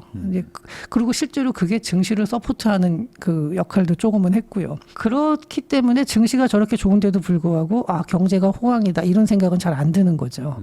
그리고 또 내수가 상당히 지금 안 좋은 상황이고요. 그러니까 그 유동성이라는 게 결국에 뭐 내 지갑까지 꽂혀야지 뭐 그걸로 소비를 할 텐데 이게 지금 자산 시장이나 뭐 특히 이제 주식으로 돈도 많이 가고 부동산도 가 있고 막 이런 거죠. 그리고 이제 그게 대형주 중심이 되는 거고요. 실제로 이제 소형주 같은 경우는 그렇지가 않고 또 주가 이 주식 시장하고 또 다르게 과연 현재 그 내수 그러니까 특히 자영업이 굉장히 좀 침체돼 있죠. 근데 이런 것이 사실은 더 피부적으로 와닿는 거거든요. 근데 이제 이런 피부적으로 와닿는 그 자영업에 요새 뭐 자영업 위기라는 표현을 많이 쓰는데 그러다 보니까 더더욱 사람들의 심리가 좀 위축이 되는 거죠. 그러면은 그 삼성전자랑 하이닉스의 또 좀 주가가 올라가는 이 이유가 지금 올해 뭐 작년부터 해서 계속 실적이 엄청나게 좋을 것이다. 그러니까 결국 실적은 순이익이 좋다는 거고. 그럼 그 번 돈은 뭐 이게 허상은 아니잖아요. 그렇죠. 그럼 이렇게 벌어온 외화나 이 어떤 이 수입이 어쨌든 뭐 이렇게 내수 경제에 시간이 지나면서 좀 돌지 않을까? 그렇죠. 어느 정도까지는 그런데 이 반도체 쪽이라는 게 고용량이 그렇게 아주 많지는 않거든요. 그러다 보니까 그걸로 내수를 물론 일부는 견인할 수 있지만 전체적으로 좀 다운돼 있는 이 내수를 완전히 살리기는 어렵고요. 그것도 상당 부분은 재투자해야 됩니다. 지금 다른 나라에서 그 반도체 기업들 투자하는 양을 보면요, 정부 지원금이나 이런 건 우리나라랑은 정말 우리나라는 지원금이 사실 지금 별로 없는 상태인데 미국이나 중국 쪽에서 반도체 기업에 투자하는 액수를 보면은 정말 기가 막힐 정도로 많아요. 그래서 우리나라 기업들은 이제 자체적으로 거기에 대해서 또 투자 준비를 많이 해야 되기 때문에 그 돈을 전부 다 국내에다가 풀 수는 없는 입장이죠. 네. 왜 제가 이 얘기를 여쭤보냐면은 지금 평택이나 이런 데 가면은 이제 뭐 반도체 공장 짓는다고 네. 아주 그냥 어마어마합니다. 많은 네. 분들이 가가지고 지금 일하고 계시거든요. 그러니까 이런 게 그 소위 말하는 낙수효과처럼 뭐그 네. 고용이나 뭐 건설업이나 뭐 이런 데도 영향을 줄 수도 있을 것 같아요. 뭐 어느 정도는 줍니다. 그러니까 네. 낙수 효과가 없을 수는 없어요. 낙수 효과가 당연히 있는데 이것도 밸런스, 아까 말한 식의 밸런스인데 그렇다고 해서 기업이 그 돈을 갖다가 전부 다 성과로 풀게 되면은 그거는 지금 현재 다 받아먹고 차기 기술 경쟁에서 밀리는 거거든요. 네. 그렇다고 해서 이걸 전혀 안 쓰고 막 모아가지고 계속해서 다른 데 투자만 하고 성과급도 전혀 안 주고 이렇게 할 수는 없는 거예요. 그러니까 이것도 이제 균형을 맞추는 건데 낙수 효과가 전혀 없지는 않아요. 그나마 반도체라든지 자동차라든지 이런 수출이 되기 때문에 그래도 요 정도까지 버틸 수 있다라는 거죠. 네. 그러면은 이 내수는 조금 시간이 지나면은 회복이 좀 되는 건가요? 어떻게 보세요? 그게 조금 글쎄요. 저는 이렇게 회복이 된다고 보기보다는 좀 구조조정이 필요할 거예요. 자영업이 어려운 거는 여러 가지가 있는데 뭐 내수가 어려우니까 그렇다 뭐 당연한 얘기인데 그거 외에도 사람들의 소비 구조가 바뀌었어요. 과거에 비해서 이제 전자상거래를 많이 그러니까 온라인 플랫폼을 이용하는 비중이 훨씬 높아졌죠. 네. 먹는 거는 그래도 뭐 가서 직접 먹는 거나 배달을 시키거나 식당이 있겠지만 특히 다른 쪽 있죠. 옷을 산다든지 가전제품을 산다든지 뭐 여러 가지 구매에 있어서 과거에 비해서는 그 온라인 구매 비중이 훨씬 높아졌고요. 그리고 지금 옛날 같은 식의 그 음식점도 마찬가지인데 예전에 비해서는 뭐 배달 앱을 사용하고 이런 비중이 높아지면서 자영업자들한테 그 비용이 좀 전가되는 면도 약간은 있습니다. 뭐 그렇다 보니까 그 다음에 또 하나는 이제 우리나라도 서서히 이 중위 연령, 평균 연령이 올라가고 있거든요. 평균 연령하고 중위 연령이 다 올라가고 있는 상황인데 이런 상황에서는 소비가 약간씩 줄어들 수밖에 없는 거고요. 그래서 이런 점들이 복합적으로 작용을 하기 때문에 내수가 그렇게 확 정말 획기적으로 개선될 일은 그럴 가능성은 굉장히 낮아 보입니다. 그러면 우리나라의 경제는 어떻게 되는 거예요? 앞으로 이제 그 잠재 성장률을 계속 갉아먹으면서 약간 유럽처럼 가는 건가요? 이대로 가면? 꼭 그렇게 단정할 수는 없고요. 계속 새로운 성장 동력들을 만들어내야 되고요. 새로운 분야들을 이제 찾아내야 되는데 저는 이제 한동안 조선산업 같은 경우도 굉장히 침체돼 있다가 지금 다시 살아나고 있죠. 작년에는 사실 조선이 별로 안 좋았어요. 기대감만 높았지 실제 수주가 거의 없었고 올해부터 이제 좀 성과가 나오기 시작할 거고요. 그 다음에 올해는 확실히 조선 쪽에서 이제 좀 수주가 많이 늘어날 거예요. 작년에는 이제 기대감이었고. 그 다음에 그거 외에도 로보틱스라든지 아니면은 뭐 다른 쪽에서 뭐 방위 산업도 점점 규모가 커질 거고요. 그런 데서 좀 채용이 좀 늘어날 것이다. 네, 그런 데서도 또 이제 워낙 전후방 산업들이 많은 산업이에요. 그런 산업들이. 그리고 그거 외에도 저는 앞으로 원전도 있고 뭐 우리나라는 그래도 제조업 기술력이 상당히 높거든요. 전 세계에서 소득이 이렇게 높은 나라 중에서 제조업 경쟁력을 우리나라만큼 갖춘 나라가 거의 없습니다. 일본도 이제는 제조업 경쟁력이 우리랑 좀 분야가 다르죠. 거긴 소부장 쪽이고 우리나라는 뭐 조금 더 다른 대형 쪽인데 이런 식으로 뭐 독일도 여전히 제조업 경쟁력이 있기는 있죠. 네, 그쪽도 상당히 그 기술력이 있는 나라긴 하고 프랑스도 지금 굉장히 사람들이 무시하지만 경쟁력은 그 일단은 민항기를 만드는 데다가 뭐 에어버스가 합작이긴 하지만 프랑스 주도고 그 다음에 방위 산업 쪽에서도 프랑스가 굉장히 기술력이 높죠. 다만 대량 생산력에서는 좀 떨어지긴 하는데 그런 나라들이 있기는 한데 우리나라처럼 종합적으로 모든 분야의 제조업에서 일정 수준 이상의 경쟁력을 갖춘 나라를 찾아보기는 어려워요. 그러면 그러니까 뭐가 들어오든지 간에 제조업 경쟁력이 있으면은 새로운 쪽으로 나갈 수가 있기 때문에 저는 지금은 좀 어렵고 또 세계 경제가 우리나라가 또 이렇게 어려운 것 중에 하나가 글로벌 공급망이 지금 단절화되고 그러니까 미국하고 중국하고 계속 경쟁을 저렇게 하면 체제 경쟁을 하면서 세계 무역의 불확실성이 높아지는 상황에서 무역 비중이 높은 나라가 우리나라가 굉장히 높거든요. 그러니까 그러다 보니까 그 타격이 더 있는 건데 그렇다 하더라도 여기 어느 정도 시간이 지나고 났을 때 우리나라도 뭐 새로운 길을 또 많이 그동안도 그래 왔어요. 굉장히 어려운 일을 많이 겪었고 이러면서도 또 새로운 분야가 나오곤 했는데 문화 콘텐츠 같은 경우도 규모는 크진 않지만 저것도 뭐 그래도 상당히 해외에서 호평을 받고 있잖아요. 근데 제가 어렸을 때만 해도 우리나라 외국인이 듣는다. 우리나라 드라마를 외국 사람들이 보고 우리나라 음식이 그렇게 많이 팔려나간다라는 거는 상상도 못했거든요. 아 그렇죠. 옛날에 뭐 김치 냄새 난다고 뭐라고 했는데 그렇죠. 지금은 다들 김치 네. 먹고. 그러니까 이런 것들 보면은 우리나라가 그동안은 어려움을 잘 극복해 왔으니까요. 지금 상태에서 보면은 좀 위험해 보이는 요소들이 많은데 이거는 지금 현재 상황이 세계 경제가 다 같이 어려워지니까 세계 경제 어디를 봐도 좋아 보이는 나라가 별로 없어요. 네. 근데 그렇다고 해서 전 세계 경제가 다 같이 무너지냐? 저는 그렇게는 안 보고 뭔가 또 변화가 있을 거로 봅니다. 그러면은 어쨌든 최근에 가장 이슈였던 거는 이제 환율인데 그 환율을 뭐 이제 나라 경쟁력이 낮아지기 때문에 올라간다라고 해석하는 사람들도 있는데 그런 건 아니고 그냥 단순 통화량의 증가라고 봐야 되는 건가요? 근데 저는 그 환율의 단기적인 변동을 가지고 그 나라의 경쟁력이라고 얘기하는 거는 좀 과한 것 같아요. 실제로 전에 한번 밥 먹다가 주변 친구들하고 얘기하는데 환율이 이렇게 떨어지니까 우리나라가 이만큼 가난해졌대요. 네.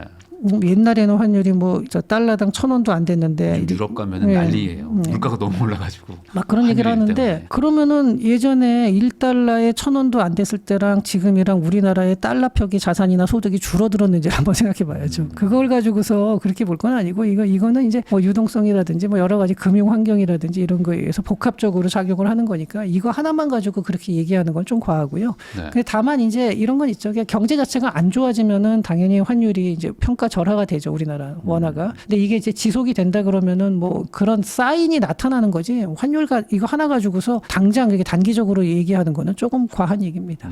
아 그러면 그 외환 보유고 뭐 줄어들고 막 이런 네. 것들 때문에 네. 그 우리는 이제 항상 그 트라우마가 있으니까 네. 외환에 대해서 막 다들 신경 쓰잖아요. 네. 그래서 뭐 지금 뭐 IMF가 뭐 또 오네 마네 하는 얘기들도 있는데 네. 그런 건 너무 좀 과한 해석일까요? 조금 과하죠. 그 당시에 그러니까 97년도 외환위기 때는 우리나라가 외환 보유액이 나중에 보면 30억 달러밖에 안 남았었거든요. 네.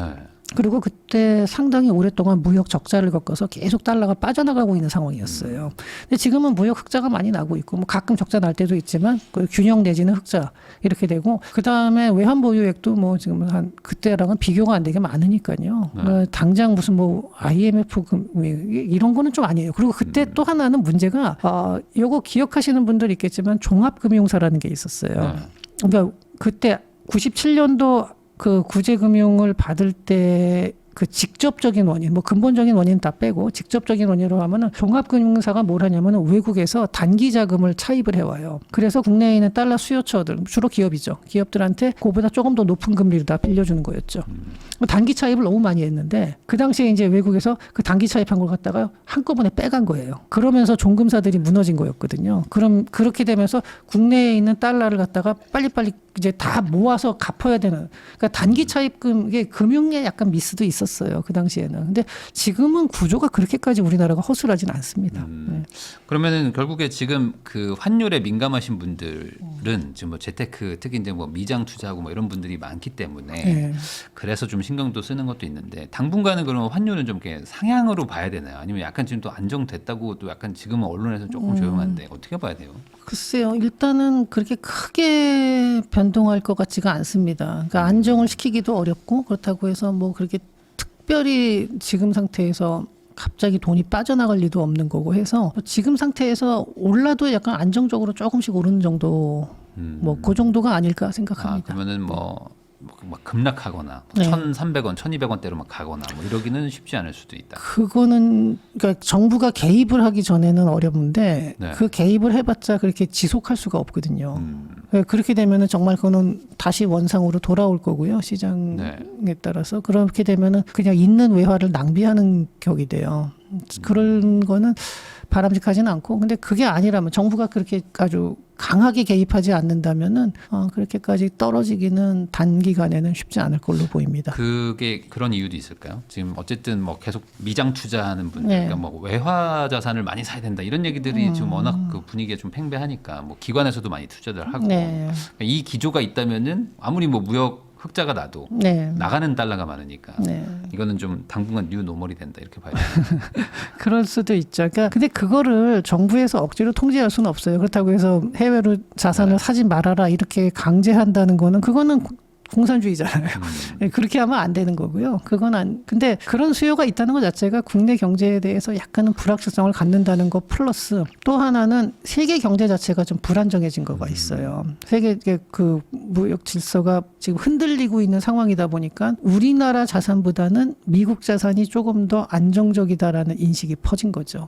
네, 그것도 하나의 영향이고요. 그러니까 뭐 중국도 안 좋고 다 안 좋다면 네. 그냥 확실하게 미국에다가 베팅하자. 네, 그리고 아니면 아예 뭐 현물, 금을 산다든지, 뭐 네. 아니면 비트코인을 요새는 비트코인 값이 많이 떨어지긴 했는데, 그래도 장기적으로는 비트코인 가격이 뭐 올라갈 거다라고 베팅을 한다든지, 뭐 이렇게 되는 거죠.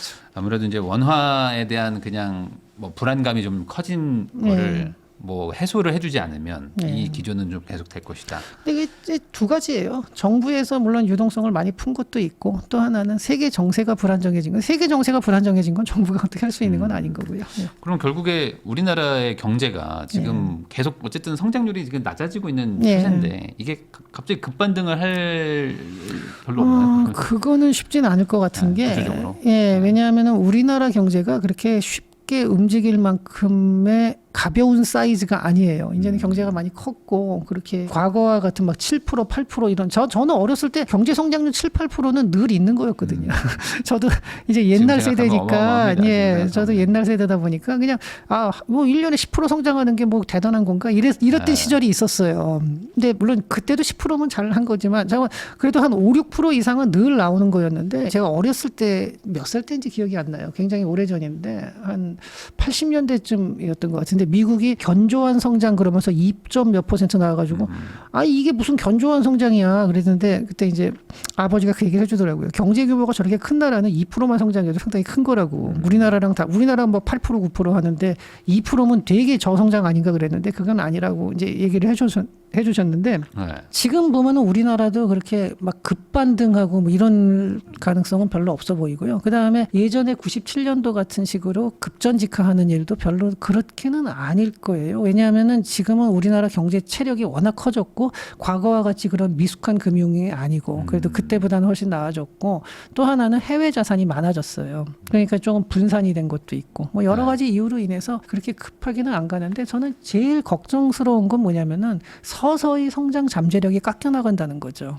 우리나라도 유럽하고 약간은 그 정책 기조나 사회 분위기가 좀 비슷하게 가고 있는 거 아닌가. 그리고 지금 인구 구조로 봤을 때도 그렇고 자칫 잘못하면은 유럽을 답습할 수도 있다. 좀 이런 우려가 있는 거죠. 그럼 여기서 한국이 선택해야 되는 거는 유럽형은 아니고 그렇다고 네. 중국형도 안 되면 그렇죠. 뭐 미국형인가요? 이민은 받되 한국인으로 우리는 다 같은 한국인 뭐 이런 건가요? 일단은 이민 정책은 정말로 신경을 많이 써야 돼요. 아까 네. 제가 스웨덴 얘기를 했었는데 스웨덴 같은 경우도 이민자들이 사회에 통합되지 못하는 과정에서 굉장히 어려움을 지금 겪고 있거든요. 그래서 저는 이민자 2세를 건전한 사회 구성원으로 통합할 수 있는 그런 흐름을 그러니까 그런 제도를 잘 지금 만들어서 그 사람들이 이민자 2세들이 우리나라는 그나마 다행인 거는 한 군데 몰려 사는 것보다는 좀 많이 흩어져 있긴 해요. 네. 아직까지는 문제가 안 드러났어요.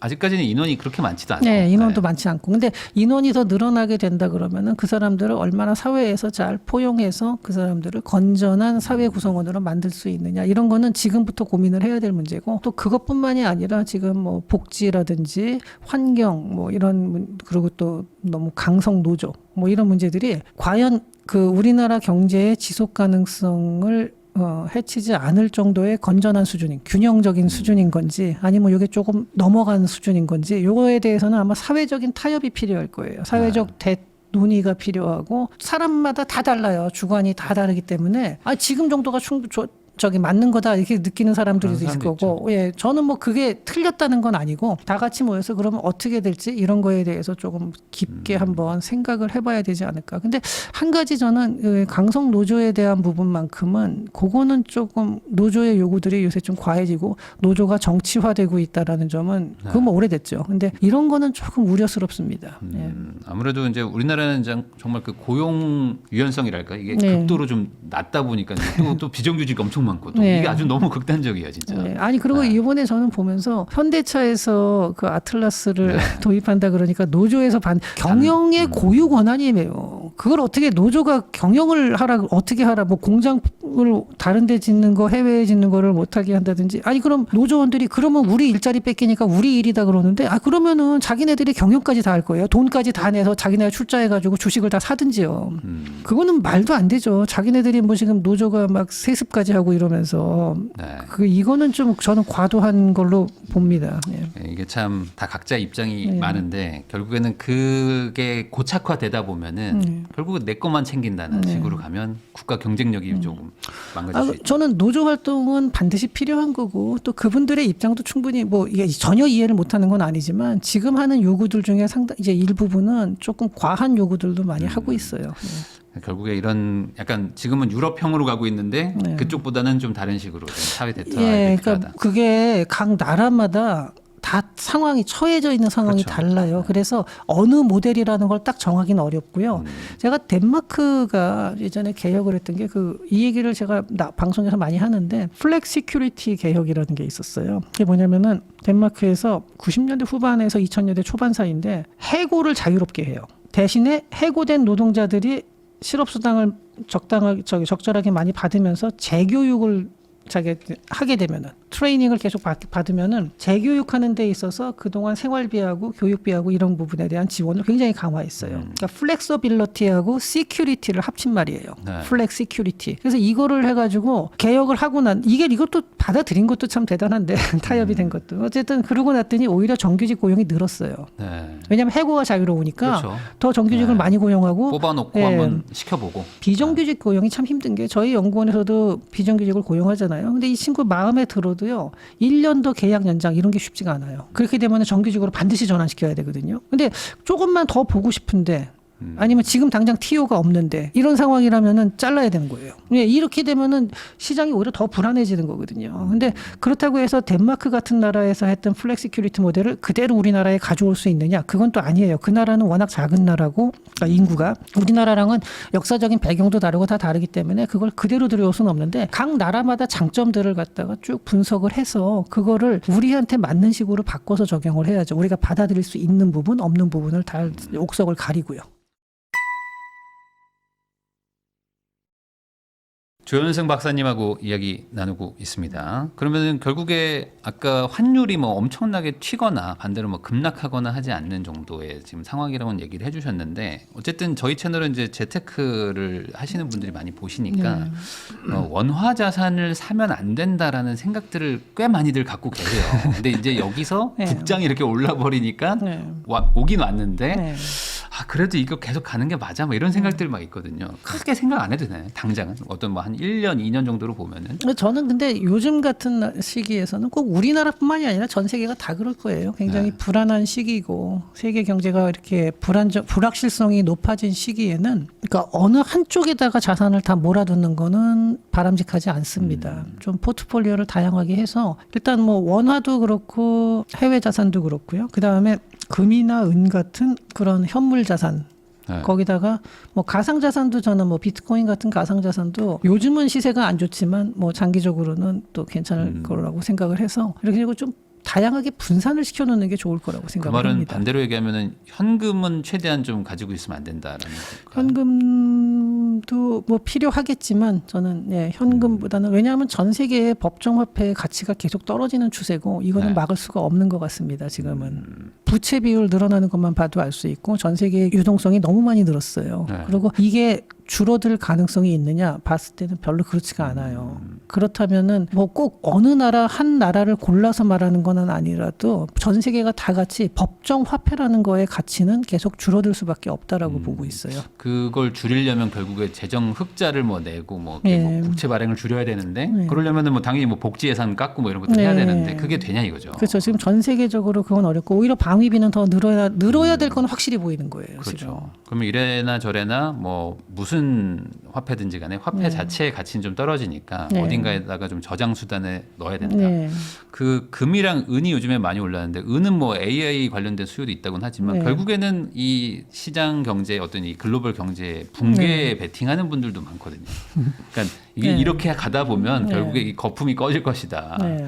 진짜 돈으로 투자해야 된다. 진짜 돈은 금과 은이다. 뭐 이러면서 이제 가시는 분들 많은데 이 개념으로 접근할 필요는 없는 건가요? 그게 완전히 허황된 얘기는 아니지만 그건 조금 극단적으로 이제 간 거죠. 근데 저도 그래서 금하고 은에 대해서는 지금은 좋은 투자처라고 생각은 합니다. 네. 다만 이제 그쪽으로 너무 이게 다 모든 재원을 그쪽에다 투입하는 거는 위험하고 어느 쪽이든지요. 그러면 왜 이걸 네. 좋다고 생각하시나요? 그냥 통화 화폐가 계속 같이 네. 떨어지니까. 네, 화폐 가치가 이건 한번 역사적으로도 이거는 여러 번 실험이 된 거예요. 로마 때 아우구스투스가 처음에 로마의 은화 그 데나리우스죠. 그거를 발행했을 때는 은하의 순도가 97%였는데 나중에 로마가 붕괴하기 직전에는 이게 순도가 3% 밑으로 떨어져요.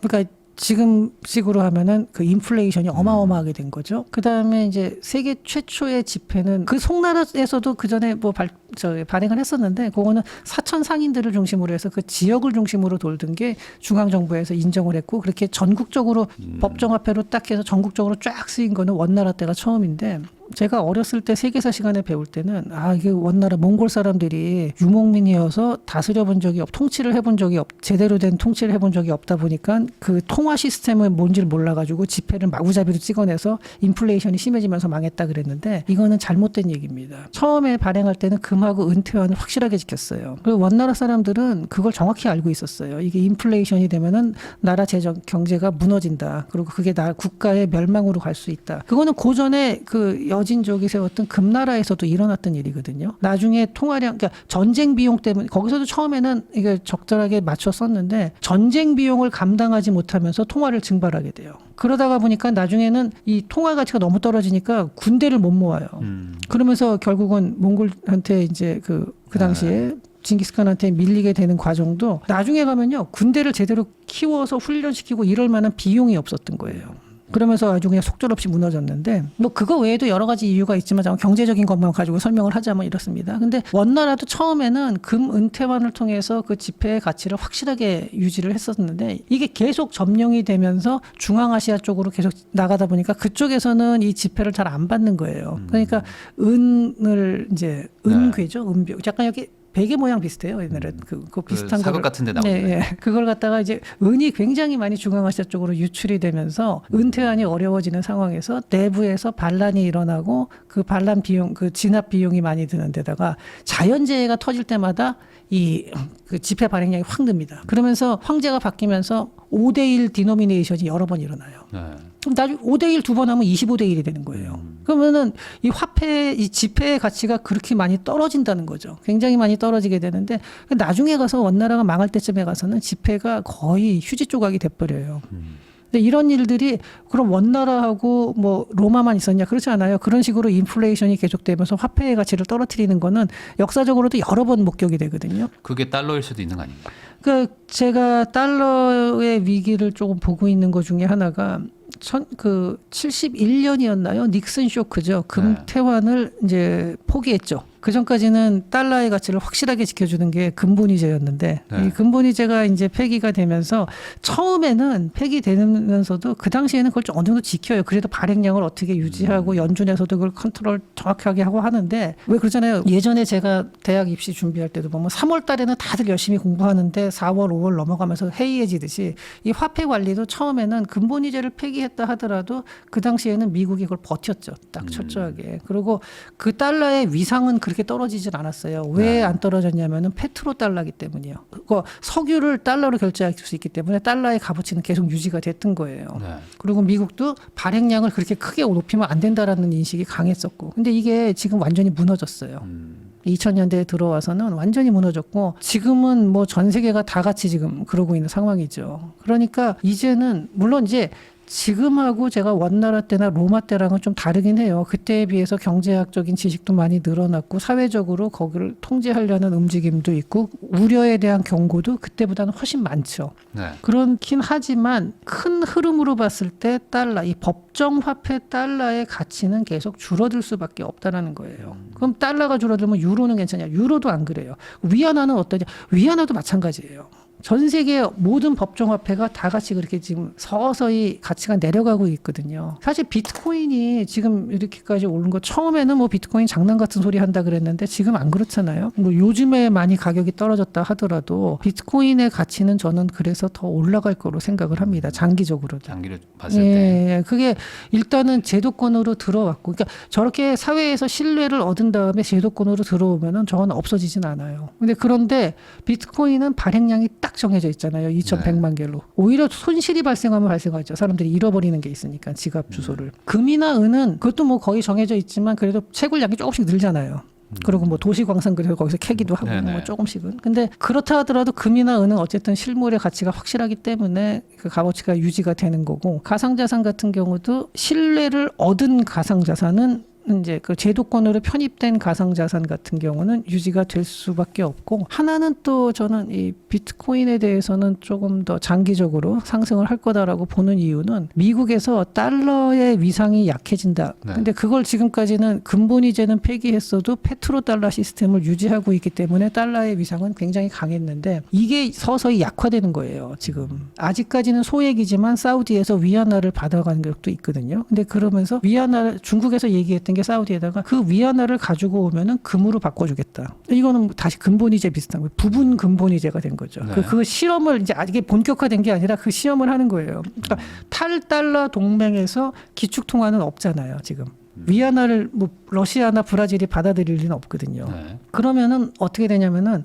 금을 많이 보유하고 있는 데서 그걸 가지고 자기의 값어치를 화폐, 자기네 나라 화폐의 값어치를 금이랑 올릴 수가 바꿔줄게. 있는 이건 확실한 이렇게. 거니까. 그래서 그거를 전면적인 근본이제는 아니더라도 부분적으로는 전략적으로 활용이 가능하다는 거예요. 그래서 최근에 금값이 많이 뛴 것 중에 하나가 각국 정부들이 금을 많이 샀어요. 요번에 산 주체들을 보면 개인보다는 그 정부들이 많아요. 중앙정부가. 근데 이 기조가 계속된다는 얘기도 많거든요. 네, 그럴 가능성이 높습니다. 그래서 저는 그렇기 때문에 법정 화폐보다는 지금 실물 자산에 투자하는 게 더 현명한 방법이다라고 생각을 하는 결국에는 거죠. 숫자가 제한되어 있는 네. 현실에 존재하는 그 무언가. 네. 그러면은 뭐 구리, 원자재 이런 것들도 다 같은 개념일까요? 그렇죠. 그 구리 같은 경우는 저장 가치는 별로 없어요. 왜냐하면 너무 싸가지고 네. 그 저장을 해가지고 가격 오를 거 기다리려면은 뭐 빌딩 하나를 가득 채워야 되고 막 이럴 테니까 네. 그건 안 되는데, 다만 구리는 사용량이 어마어마합니다. 앞으로 전기를 우리가 쓰면서도 구리 생각을 잘 못해요. 전기를 전달해 주는 게 뭐예요? 구리선인데. 다 저 구리예요. 네. 앞으로 구리의 사용량은 엄청나게 더 늘어날 수밖에 없어요. 그다음에 그러겠네요. 지금 그리고 개발된 국가뿐만이 아니라 저개발 국가 뭐 아프리카나 이런 데서도 앞으로 그 구리 사용량은 엄청나게 전선이 계속 늘어날 수밖에 없거든요. 네.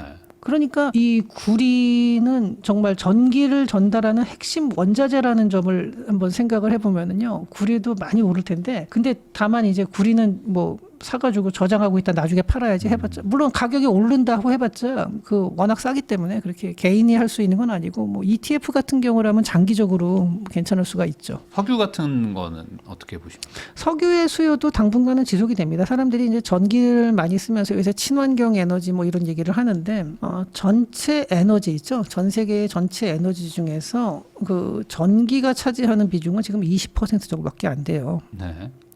수송을 하는 데 있어서 선박이라든지 비행기라든지 이런 거는 아직은 다 석유가 필요하고, 그거 외에 석유 화학 제품이 반드시 필요합니다. 이것도 굉장히 큰 포션이거든요. 태양광 패널에서 들어가는 그 다양한 재료들은 다 석유 화학 제품에서 나오고요. 우리가 입는 옷도 그렇고 뭐 굉장히 많은 부분 뭐 그런 데서는 다 석유 화학 제품이 쓰이거든요. 그래서 석유의 수요는 당분간은 오히려 늘면 늘지 줄지는 않을 겁니다. 그러니까 결국에는 이제 돈의 가치가 떨어지기 때문에 네. 제한된, 그러니까 공급이 제한된 그 무언가들은 상당한 가격 상승도 이제 예측해 볼 수 있다. 그렇죠. 코인은 좋긴 좋은데 어쨌든 네. 지금은 안 좋아가지고. 지금은 이제 단기적으로는 좀 하락을 하지만 저는 뭐 조만간 또 여러 가지 환경이 바뀌면은 금방 올라가. 이제 코인의 특징이 가격 그냥 변동이 가죠, 뭐. 크죠. 예, 네. 그렇다는 건. 뭐한 달에 막 갑자기 2배 올라가고 네. 하는 일들이 일어나니까 네.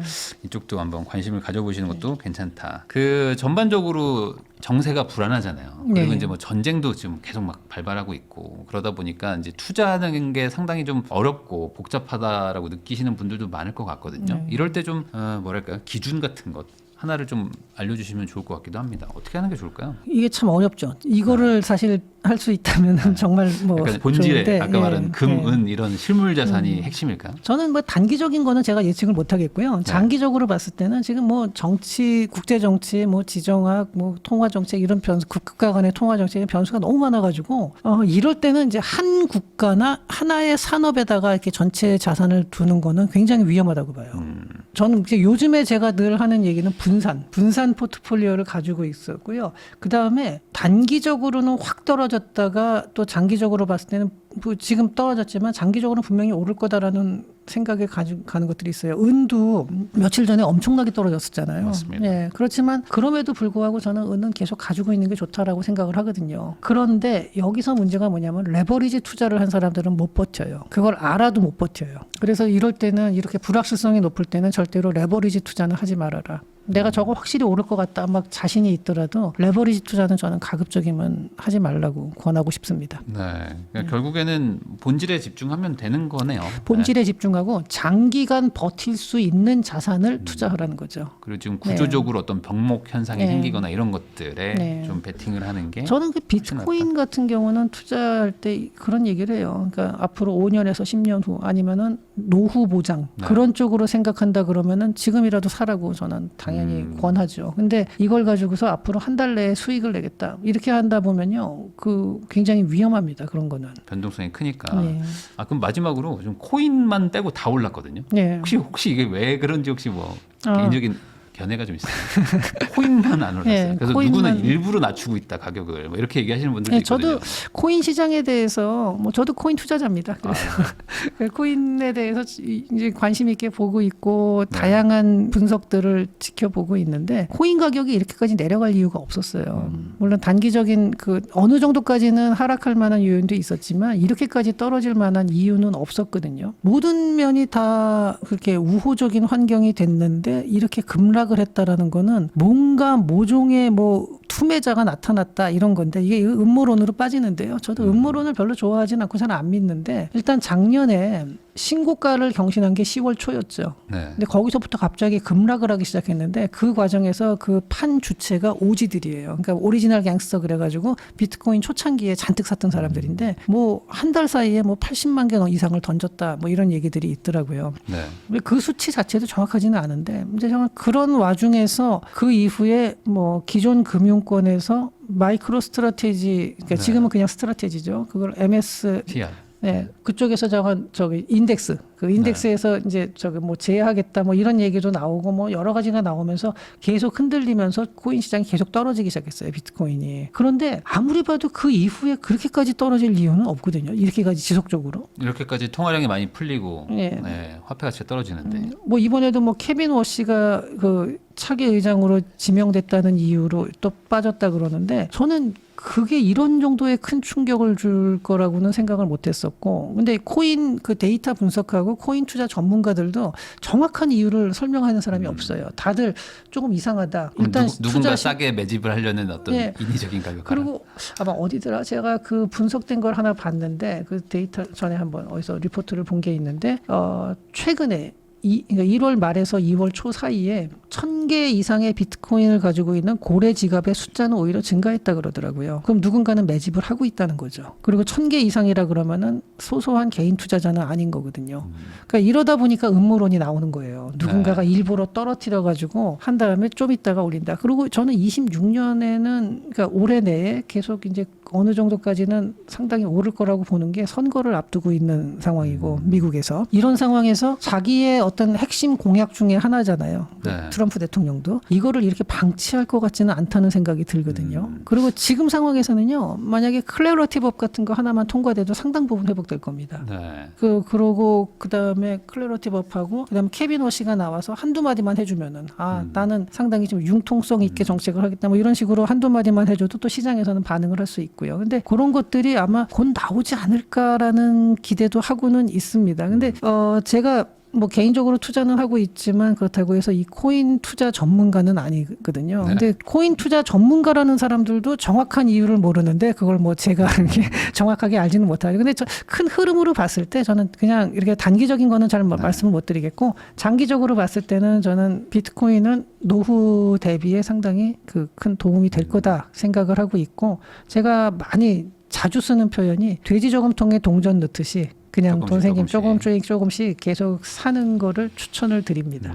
결국에는 이게 그 올인을 하지 않으면 되거든요. 네. 근데 항상 이게 지금 저점이 하면서 막 들어가는 걸 또 막 올인 해가지고 막 레버리지 태워가지고 네. 하셔가지고 이제 힘들어지는 거니까. 절대로 레버리지 투자는 하지 조금씩만. 마세요. 가상자산에서는. 네. 저는 그거는 정말 물론 그걸 통해서 또 돈을 많이 버는 사람도 있는데 그건 너무 위험해요. 그러니까 네. 저는 그건 정말 추천하지 않습니다. 길게 보고 어쨌든 이 구조적인 어떤 그 문제가 있다는 거 그리고 그 안에서 이제 돈 벌 기회가 있다는 걸로 접근을 해야지 이게 지금 싸니까 들어갔다가 비싸지면 팔고 뭐 이렇게 왔다 갔다 사팔사팔하면 안 돼요. 그러다가 그렇죠. 8484 돼가지고 망하는 네, 경우도 네, 많거든요. 네. 그런 얘기를 해주신 것 같습니다. 지금까지 산업연구원 조현승 박사님을 모시고 글로벌 경제의 흐름부터 한국 경제 그리고 이제 어떤 투자를 해야 되는지 대안까지 얘기를 해봤습니다. 귀한 시간 내주셔서 시청해주신 거 다시 한번 감사하다는 말씀 전하면서 저도 박사님하고 인사 나누겠습니다. 네. 오늘 나와주셔서 감사드립니다. 네, 감사합니다.